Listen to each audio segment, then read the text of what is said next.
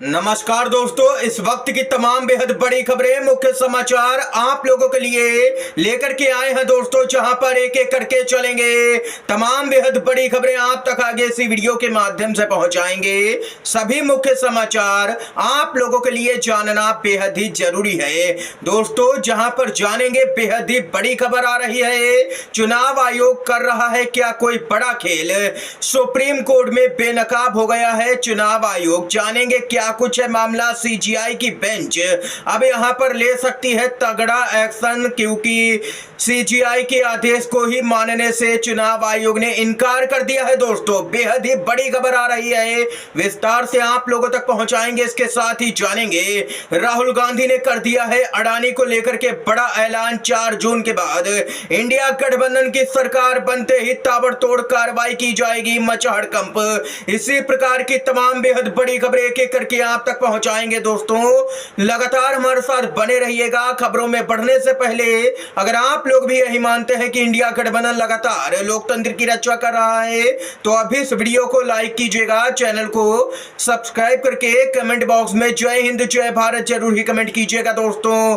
पहली बड़ी खबर आप लोगों को बताते चलें, बड़ी ब्रेकिंग न्यूज आ रही है दोस्तों। बीजेपी के करीबी सहयोगी चुनाव आयोग ने सुप्रीम कोर्ट में खुद को पूरी तरह से बेनकाब कर लिया है। जी हां दोस्तों, और किसी ने नहीं, चुनाव आयोग ने अपने आप ही खुद को यहां पर बेनकाब किया है। सुप्रीम कोर्ट ने चुनाव आयोग को प्रत्येक चरण में डाले गए वोटों की सटीक संख्या दिखाने के लिए अपनी वेबसाइट पर फॉर्म 17C अपलोड करने के लिए कहा था, लेकिन अब चुनाव आयोग ने जवाब दिया है कि वे फॉर्म 17C को सार्वजनिक रूप से अपलोड नहीं कर सकते हैं, अन्यथा लोग फोटोशॉप करेंगे और भ्रम पैदा करेंगे। ये अजीबोगरीब यहां पर बहाना दिया गया है सुप्रीम कोर्ट में। इससे चुनाव आयोग स्पष्ट रूप से बेनकाब हो गया है, जो किसी कारण से वोटों की सटीक संख्या साझा न करने के लिए कारण यहां पर ढूंढ रहा है। लेकिन बड़ा सवाल यह है कि चुनाव आयोग डाले गए वोटों की सही संख्या बताने से आखिर क्यों भाग रहा है, सटीक संख्या क्यों नहीं दी जा रही है। यहां पर लगभग किस वोटिंग परसेंटेज बताया जाता है, जो कि बाद में 5 से 7% तक यहां पर बढ़ा हुआ बताया जाता है, लेकिन कितने वोट किस चरण में पड़े हैं इसकी सटीक संख्या चुनाव आयोग नहीं दे रहा है। सवाल उठ रहा है, क्या चुनाव आयोग यहां पर लोकसभा के चुनाव में कुछ बड़ा करने की तैयारी कर रहा है? क्या इसीलिए बीजेपी को 400 प्लस सीटों का इतना ज्यादा भरोसा है? सुप्रीम कोर्ट 24 मई यानी कि शुक्रवार को मामले की सुनवाई करेगा। सीजीआई चंद्रचूड़ से मजबूत जवाब की उम्मीद है। यहां पर वह एकमात्र आशा है यहां पर पूरी तरह से लोकसभा चुनाव के दौरान, क्योंकि पिछली सुनवाई पर सीजीआई ने कड़े शब्दों का यहां पर उपयोग किया था और चुनाव आयोग को दो टूक कह दिया था कि यहां पर चुनाव निष्पक्ष तरीके से ही होगा। जो वोटिंग परसेंटेज बढ़ रहा है वो बर्दाश्त नहीं किया जाएगा और नतीजों से पहले अगर जरूरत पड़ी तो रात भर हम सुनवाई के लिए भी बैठेंगे। ये पिछली सुनवाई पर सीजीआई ने साफ तौर पर कह दिया था, लेकिन अब चुनाव आयोग ने खुद ही बेनकाब कर लिया है। खुद को देख सकते हैं कि फॉर्म 17C देने से चुनाव आयोग भाग रहा है, वोटों की सटीक संख्या नहीं बताई जा रही है। अब आप लोग ही बताइए, क्या इस देश के अंदर चुनाव निष्पक्ष तरीके से हो रहा है? आप लोग क्या कुछ कहना चाहते हैं चुनाव आयोग को लेकर के कमेंट बॉक्स में अपनी महत्वपूर्ण राय जरूर ही बताइएगा। और अगर आप लोग भी मानते हैं कि सीजीआई डीवाई चंद्रचूड़ जरूर ही पूरे मामले पर न्याय करेंगे, तो अभी इस वीडियो को लाइक जरूर ही कीजिएगा। मानते हैं कि लोकतंत्र की रक्षा सीजीआई करेंगे, तो वीडियो को लाइक करके अपना समर्थन दर्ज करवा सकते हैं। इसके साथ ही दोस्तों एक और बड़ी खबर बताते चले, राहुल गांधी ने ऐसा ऐलान कर दिया है कि भाजपा और उनके मित्रों में हड़कंप मचा। जी हां दोस्तों, आप लोगों को बताते चलें, राहुल गांधी ने कहा है कि 4 जून के बाद इंडिया की सरकार अडानी के महा घोटाले की जांच कर जनता से लूटी गई पाई पाई का हिसाब करेगी। किसी को भी छोड़ा नहीं जाएगा। जिसने भी जनता की यहां पर कमाई को लूटा है उसकी खिलाफ यहां पर सख्त से सख्त एक्शन लिया जाएगा। राहुल गांधी ने साफ तौर पर इशारा कर दिया है कि इंडिया गठबंधन की सरकार बनते ही अडानी की मुश्किलें शुरू होने वाली हैं।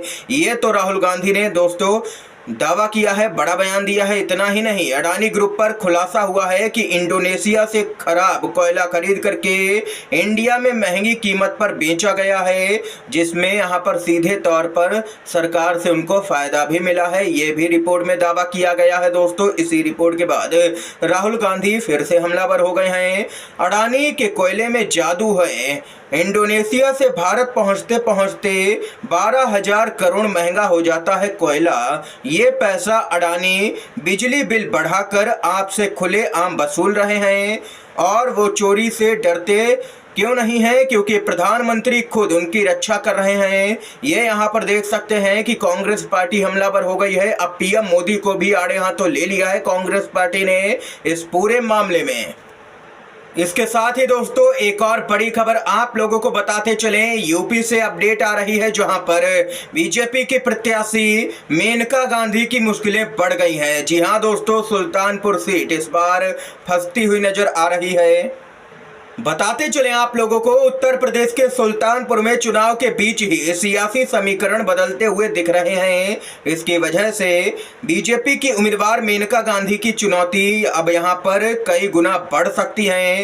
पूर्व विधायक और बाहुबली चंद्रभद्र सिंह सोनू समाजवादी पार्टी में शामिल हो गए हैं। साल 2019 में सोनू सिंह ने सपा और बीएसपी के साझा उम्मीदवार के रूप में मेनका गांधी को कड़ी टक्कर दी थी। सोनू के सपा में आने के बाद यह सवाल उठ रहे हैं कि 2019 के चुनाव में सुल्तानपुर से सांसद बनने वाली मेनका गांधी क्या इस बार आसानी से जीत रही हैं, या फिर समाजवादी पार्टी ने उनकी सीट यहां पर फंसा दी है। दोस्तों बताते चले, पिछली बार यहां पर सुल्तानपुर से मेनका गांधी मात्र 15,000 वोटों से ही जीती थी। उनको 4,60,000 के करीब यहां पर वोट मिले थे, और वहीं सपा बसपा के संयुक्त प्रत्याशी सोनू सिंह को 4,45,000 के करीब वोट मिले थे। यानी कि हार का अंतर मात्र यहां पर 15,000 का ही था। और इस बार यहां पर मेनका गांधी की सीट फंसती हुई नजर आ रही है। यानी कि मेनका गांधी सुल्तानपुर से लोकसभा का चुनाव हार भी सकती हैं। ये अपडेट आई है दोस्तों। इसके साथ ही एक और अपडेट की तरफ बढ़ते हैं दोस्तों। खबर आ रही है, योगेंद्र यादव बोले, मैं अपने 35 साल के तजुर्बे के आधार पर कह रहा हूं कि बीजेपी को बहुमत किसी भी सूरत में नहीं मिलेगा। एनडीए भी बहुमत से काफी दूर रहेगा। ये यहां पर योगेंद्र यादव का कहना है। उनका कहना है कि 35 सालों का अनुभव है, उसी के आधार पर यह दावा कर रहा हूं कि भाजपा अब यहां पर बहुमत से काफी दूर रहने वाली है। जमीन की सच्चाई यही है। ये यहां पर योगेंद्र यादव का कहना है दोस्तों। समय की आज की तमाम बेहद बड़ी खबरें, मुख्य समाचार थे दोस्तों जो हमने आप लोगों तक पहुंचाए हैं। अगर आप लोगों को ये वीडियो दोस्तों पसंद आया हो तो अभी इस वीडियो को लाइक कीजिएगा, ज्यादा से ज्यादा इन खबरों को, मुख्य समाचारों को शेयर कीजिएगा अपने सभी दोस्तों में, और चैनल पर नए हैं तो दोस्तों चैनल को जरूर ही सब्सक्राइब कीजिएगा। वीडियो देखने के लिए आप सभी का बहुत बहुत धन्यवाद। जय हिंद, जय भारत।